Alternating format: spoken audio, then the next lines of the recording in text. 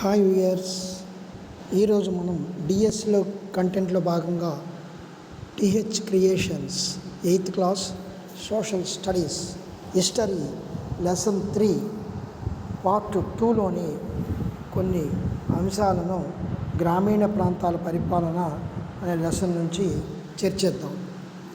British వారు తమ ఆధీనములోని రైతులను సొంత తండ్రిలా రక్షించాలని ఎవరు ఆశించారు? Alexander Reed, H T Colebrooke, Thomas Munro, Holt Mackenzie. ఏ శతాబ్దం చివర నాటికి కంపెనీ నీలిమందు, నల్లమందు సాగు విస్తరింప చేయడానికి ప్రయత్నించారు? 19వ శతాబ్దము చివరి నాటికి, 18వ శతాబ్దము చివరి నాటికి, 17వ శతాబ్దము చివరి నాటికి, 16వ శతాబ్దము చివరి నాటికి.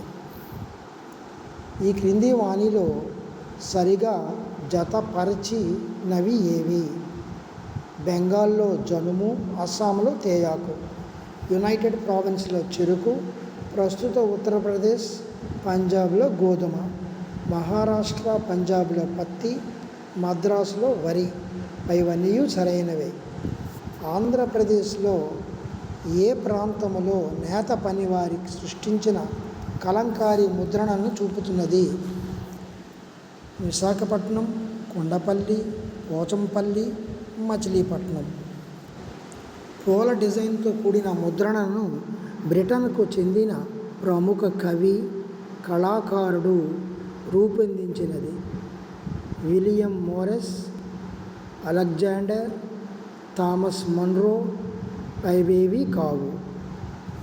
19వ శతాబ్దములో ఎవరి ముద్రణలో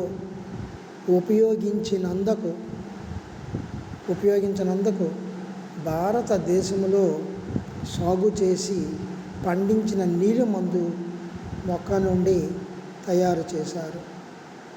William Morris, Alexander, Thomas Munro. పైవేవీ కావు. ప్రపంచంలోనే అతిపెద్ద నీలిమందు సరఫరాదారుగా ఉండేది బ్రిటన్, ఇటలీ, ఫ్రాన్స్, భారతదేశం.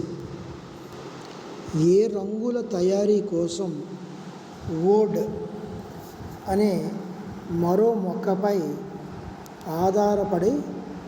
ఆధారపడాల్సి వచ్చేది? ఎరుపు, పసుపు, వైలెట్, తెలుపు. ఏ ప్రాంతము మొక్క కావడంతో వోడ్ ఐరోపాలో మరింత సులువుగా అందుబాటులో ఉండేది? అత్యుష్ణ మండలము, అతి శీతల ప్రాంతము, సమశీతోష్ణ మండలము, ఆయనరేఖ ప్రాంతము. వోడ్ మొక్క పెరగని ప్రాంతము ఉత్తర ఇటలీ, దక్షిణ ఫ్రాన్స్, ఇంగ్లాండ్, జర్మనీ, ఇండోనేషియా. ఏ శతాబ్దము నాటికి యూరోపియన్ తయారీదారులు నీలిమందు దిగుమతిపై ఉన్న నిషేధాన్ని తొలగించాల్సిందిగా ప్రభుత్వాన్ని ఒప్పించారు? 16, 19, 18, 17. ఈ క్రింది వాణిలో సరిగ్గా జతపరచబడినవి? ఫ్రెంచి వారు కరేబియన్ దీవుల్లోనూ, సెయింట్ డొమింగాలో నీలిమందు పండించారు. పోర్చుగీసు వారు బ్రెజిల్లో నీలిమందు పండించేవారు. ఇంగ్లీష్ వారు జమైకాలో, స్పానిష్ వారు వెనిజులాలో నీలిమందు పండించడం ప్రారంభించారు. అన్నీ సరైనవే. ఏ ఖండములోని చాలా భూభాగాల్లో నీలిమందు తోటల సాగు ప్రారంభించారు? ఆఫ్రికా, దక్షిణ అమెరికా, ఉత్తర అమెరికా, ఐరోపా. ఏ శతాబ్దము చివరి నాటికి భారతీయ నీలిమందుకు డిమాండ్ పెరిగింది? 16వ శతాబ్దము, 19వ శతాబ్దము, 17వ శతాబ్దము, 18వ శతాబ్దము. ఏ ఏ సంవత్సరముల మధ్య ప్రపంచ నీలిమందు ఉత్పత్తి సగానికి పడిపోయింది? 1773, 1783, 1783, 1789, 1782, 1789, 1772, 1789. 18వ శతాబ్దపు ఈ చివరి దశాబ్దాల నుండి ఏ ప్రాంతం నీలిమందు సాగు వేగంగా విస్తరించింది? మద్రాసు, ముంబై, ఢిల్లీ, బెంగాల్. ప్రపంచ మార్కెట్లో దేని నీలిమందు ఆధిపత్యం చెలాయించింది? మద్రాసు, ఢిల్లీ, ముంబై, బెంగాల్. 1788లో బ్రిటన్ దిగుమతి చేసుకున్న నీలిమందులో కేవలం ఎంత శాతం మాత్రమే భారతదేశం నుండి వచ్చింది? 25%, 20%, 30%, 40%. 1810 నాటికి ఈ నిష్పత్తి ఎంత శాతం వరకు పెరిగింది? 89%,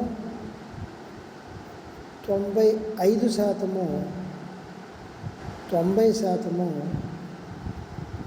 99%. కరేబియన్ దీవుల్లోని ఫ్రెంచ్ కాలనీ అయిన సెయింట్ డొమింగోలో 18వ శతాబ్దంలో ఫ్రెంచి తోటల యజమానులు ఏ ఏ పంటలను ఉత్పత్తి చేసేవారు? చక్కెర, జనుము, నీలిమందు, నీలిమందు పత్తి, నీలిమందు, చక్కెర. 1792లో ఏ దేశము తన వలసల్లో బానిసత్వం నిషేధించింది? Italy, Germany, France, Britain. Thank you viewers. ఈ వీడియో చూసి మీకు నచ్చినట్లయితే లైక్ చేయండి, షేర్ చేయండి, కామెంట్ పెట్టండి, సబ్స్క్రైబ్ చేసుకోండి. దీన్ని చేయడం వల్ల మీకు అన్ని నోటిఫికేషన్లు అందజేయబడతాయి. Thank you.